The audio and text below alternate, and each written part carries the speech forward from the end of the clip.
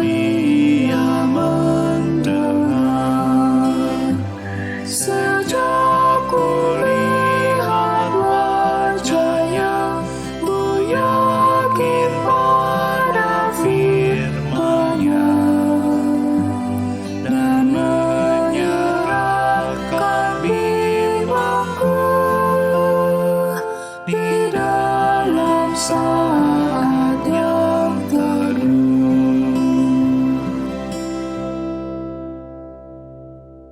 Mari saudara-saudara, Bapak Ibu sekalian, kita bersatu di dalam doa.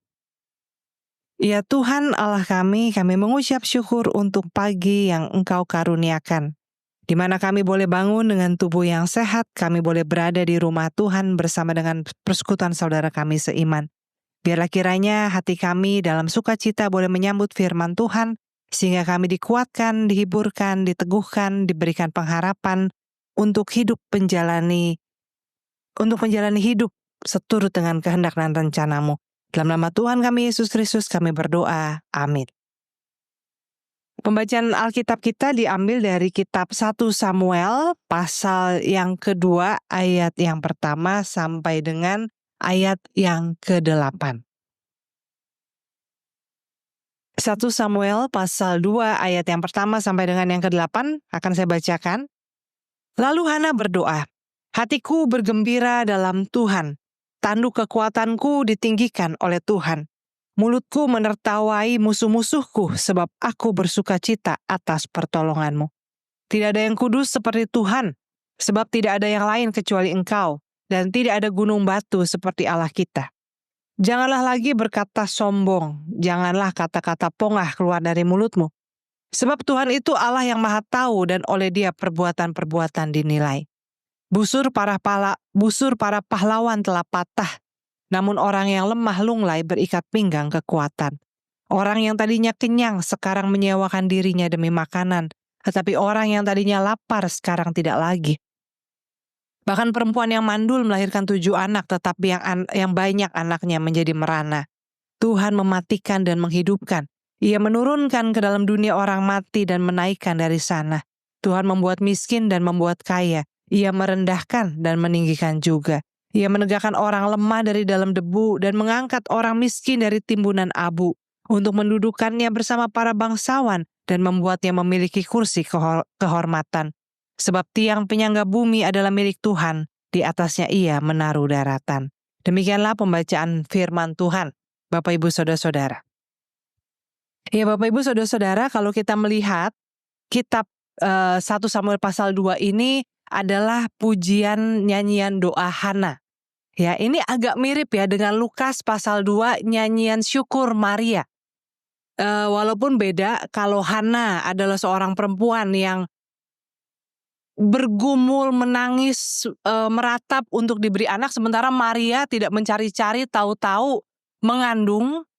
Ya, tetapi baik Hana maupun Maria dalam hal ini sama-sama berujung memuliakan nama Tuhan dan mau mengatakan bahwa Tuhan itu mengangkat orang yang rendah dan merendahkan para bangsawan, orang-orang yang tinggi. Agak mirip antara pujian Hana dengan juga pujian Maria ya, yang kita kenal dengan istilah Magnificat.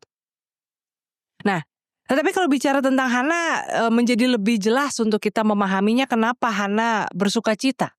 Ya, karena ya jelas dia yang kita tahu ya, dia istri pertama tetapi tidak kunjung memberi anak, suaminya ngambil istri kedua, punya anak, sehingga jelaslah bahwa memang kalau kayak begitu kan artinya Hana yang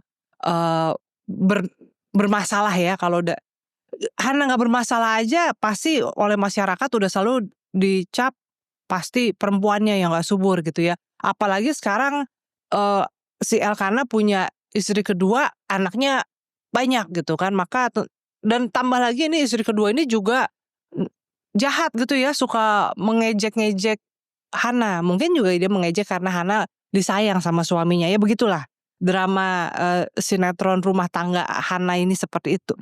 Nah, tetapi kita tahu nih pujian ini adalah ketika doanya sudah terjawab, Hana pada akhirnya mengandung, melahirkan anak Samuel, dan Samuel ini sesuai nazarnya dibawa Hana untuk diserahkan ke bait Allah. Dan disinilah Hana mengangkat puji-pujian. Nah, di sini kita mau melihat bagaimana isi pujian Hana ya. Di sini dikatakan hatiku bersuka, hatiku bergembira. Kita lihat sukacita Hana itu adalah karena Tuhan, di dalam Tuhan, bukan karena anak. Karena kalau dikatakan sukacita Hana itu karena dia pada akhirnya diberi anak, kan pada akhirnya anaknya tidak bersama dengan dia. Ya, anak, walaupun kemudian Hana punya anak lain, tapi bisa dibayangkan ibu bapak saudara-saudara, seorang perempuan yang sudah lama menantikan anak pertama itu pasti disayang banget ya. Ya, anak yang lain juga disayang, tapi bayangkan ini anak pertama dan belum ada adiknya, dia sudah harus serahkan. Jadi ini sebuah, kalau dibilang dia bersukacita karena dia punya anak, sebetulnya malah mestinya sedih. Karena anak yang dia sayang ini harus dia lepaskan, setahun sekali aja dia baru bisa lihat. Maka sukacitanya di dalam Tuhan. Nah, seringkali kita dalam pergumulan kita, apalagi temanya Tuhan Allah tidak tidur, ini biasanya terkait dengan pergumulan kita, ketidakadilan yang kita alami, jawaban doa, kuasa Tuhan yang nyata di depan kita. Kadang-kadang manusia tuh fokus pada jawaban doanya. Kita minta pertolongan Tuhan dalam bentuk berkat, maka kita fokus pada berkat materinya. Kita minta doa Tuhan untuk tentang seseorang, maka kita fokus pada orang itu. Tetapi di sini kita mau lihat bahwa poinnya bukan pada jawaban doanya, tetapi pada Tuhan yang berkuasa. Nah, di sini juga dikatakan, Hana, mulutku menertawai musuh-musuhku, sebab aku bersukacita atas pertolonganmu. Loh, kok jadinya kayaknya julid nih si Hana ya. Udah dijawab doanya, bersukaria, kok malah mentertawakan musuh-musuhnya gitu ya. Ini kan kurang baik gitu ya. Tetapi saya memahaminya, coba perhatikan, dia tidak mentertawai musuh-musuhnya karena musuhnya jatuh nyungsep loh. Dia mentertawai musuh-musuhnya tuh mungkin lebih dalam arti, ya ketawa aja kalau ada orang yang jahat sama kita. Kalau ada orang yang merencanakan yang jahat, ada orang yang mengharapkan yang buruk terjadi pada kita, kita ketawain aja. Kenapa? Karena sukacita kita atas pertolongan Tuhan. Dalam arti di sini Hana bukannya mentertawakan musuhnya yang dihukum, jatuh, atau sial, tetapi dia hanya mentertawakan saja musuh-musuhnya. Ya, demikian juga kita kadang-kadang ini seringkali kita itu, hati kita tuh begitu mudah terluka, begitu mudah memar, karena kita merasa, oh aku direndahkan, aku dihina gitu ya. Padahal belum tentu, kadang-kadang orang tidak benar-benar sedang menghina kita, kita aja yang mungkin lagi baper, atau kita yang mungkin memang isu itu buat kita insecure, jadi kalau diulik sedikit tuh buat kita langsung rasanya terluka gitu ya. Andai kata pun kita benar-benar benar-benar ada orang berasa jahat dengan kita, ya kita tertawakan saja. Kenapa? Karena kita meyakini pertolongan kita, perlindungan kita, keselamatan kita adalah di dalam Tuhan. Ini yang menjadi pujian Hana yang pertama ya. Jadi Bapak Ibu, Hana tidak bersukacita karena berkatnya, karena punya anaknya, tetapi karena Tuhan mendengar dan menjawab doanya. Artinya Tuhan nyata, Tuhan dekat, Tuhan menjawab. Dan juga Hana bukan yang mentertawakan musuhnya dalam arti julid atau jahat, tetapi karena buat dia kejahatan orang memusuhi dia itu nggak perlu diambil hati, nggak perlu dianggap serius selama kita bersama dengan Tuhan.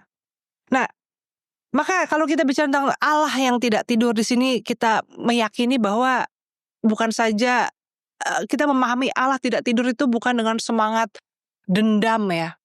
Lihat aja, Allah tidak tidur, lihat nanti. Tapi Allah tidak tidur itu dalam arti Allah itu melihat, Allah menjaga, Allah setia. Sehingga kita menjalani hidup itu dengan tenang, dengan legowo. Tidak melekat pada harta benda, tidak melekat pada manusia, bahkan tidak melekat pada kondisi fisik kita.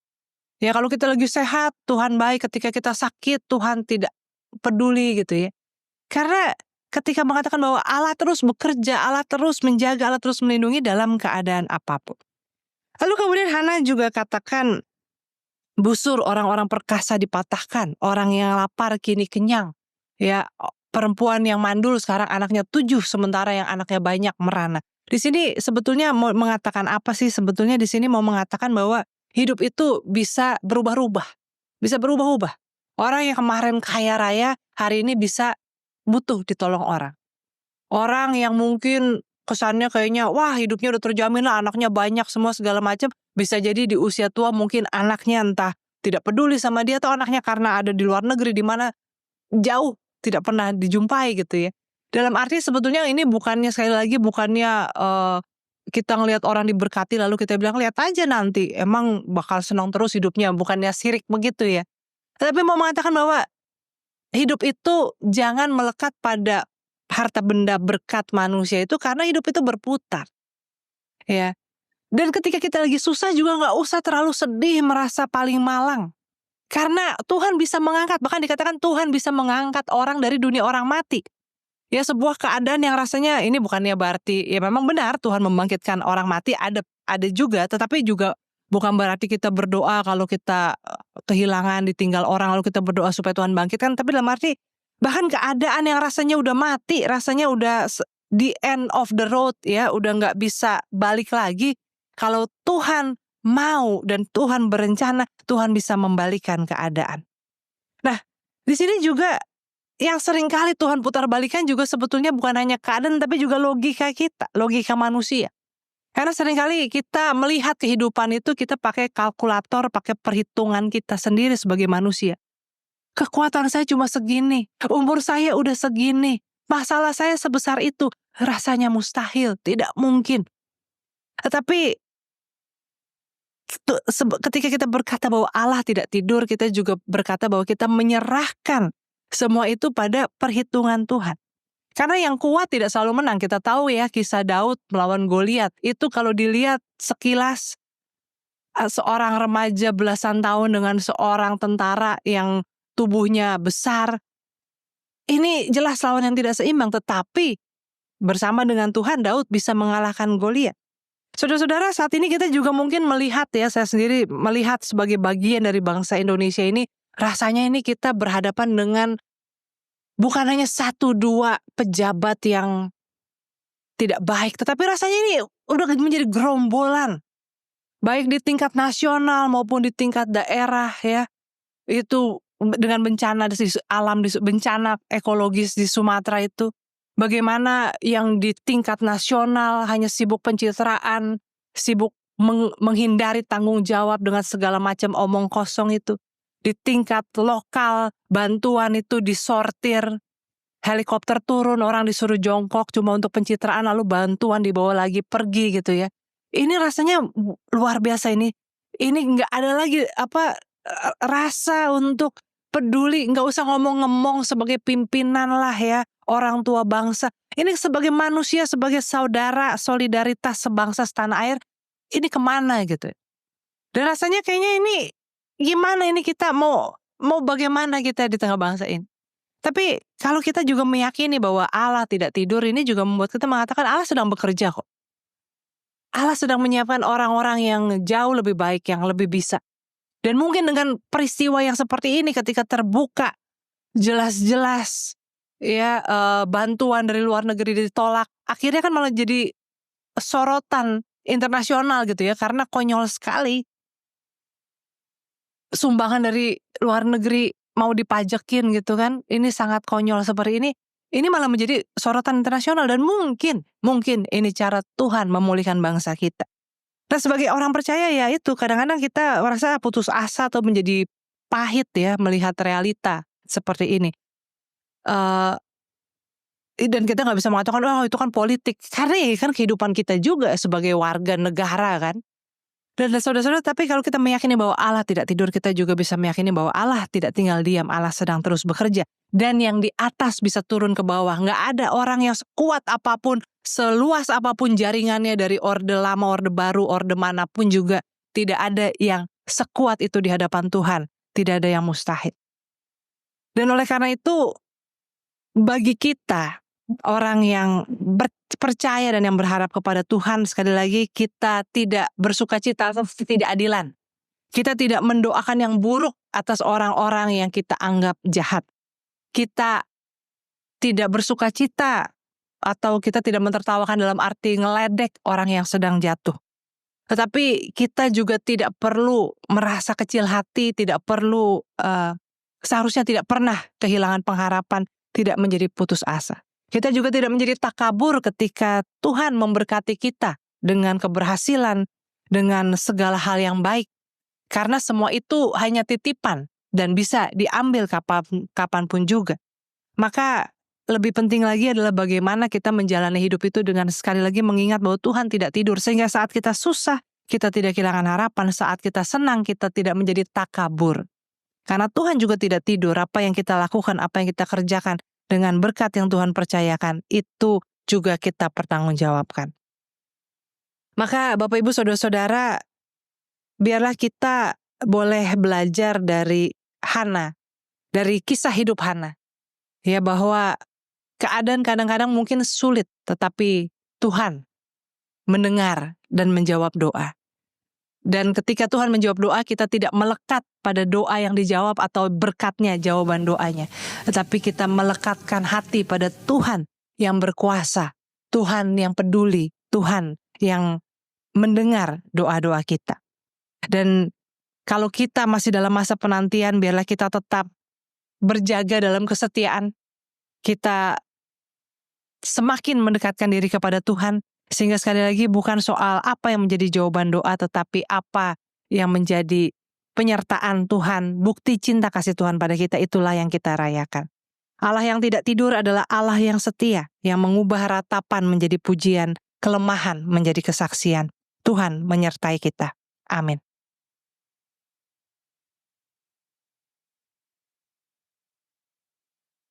Mari kita bersatu di dalam doa.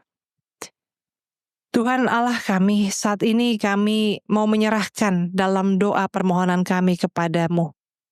Kiranya Tuhan Engkau boleh memperhatikan nasib orang-orang yang terlupakan, orang-orang yang tertindas, orang-orang yang menjadi korban dari permainan strategi kepentingan kekuasaan, orang-orang yang kehilangan kehidupannya, kehilangan orang-orang yang dikasihinya karena keserakahan segelintir manusia yang mengatasnamakan pembangunan tetapi hanya menyejahterakan diri sendiri.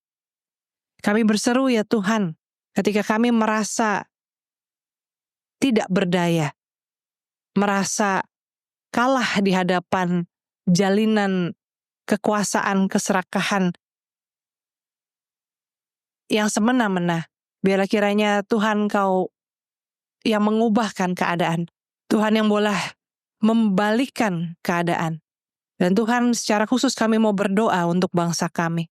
Berikanlah kami orang-orang, anak-anak bangsa, manusia-manusia yang baik, yang jujur, yang takut akan Tuhan, yang mencintai rakyat, yang punya pemikiran yang luas dan yang panjang, yang punya kompetensi, yang punya idealisme. Biarlah bangsa yang besar ini Tuhan, bangsa yang baik ini boleh mengalami keadilan dan kesejahteraan. Biarlah kiranya Tuhan yang boleh memulihkan keadaan kami. Dan sebagai pribadi lepas pribadi Tuhan, dalam setiap pergumulan kami, dalam kemenangan, kekalahan, kehilangan, keberhasilan kami mau serahkan hidup kami dalam tangan Tuhan.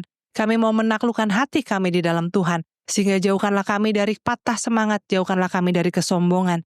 Tapi biarlah dalam kesadaran kami boleh terus hidup, memuliakan nama Tuhan, dalam kerendahan hati, dalam kelemah lembutan. Dalam nama Tuhan kami Yesus Kristus kami berdoa. Amin.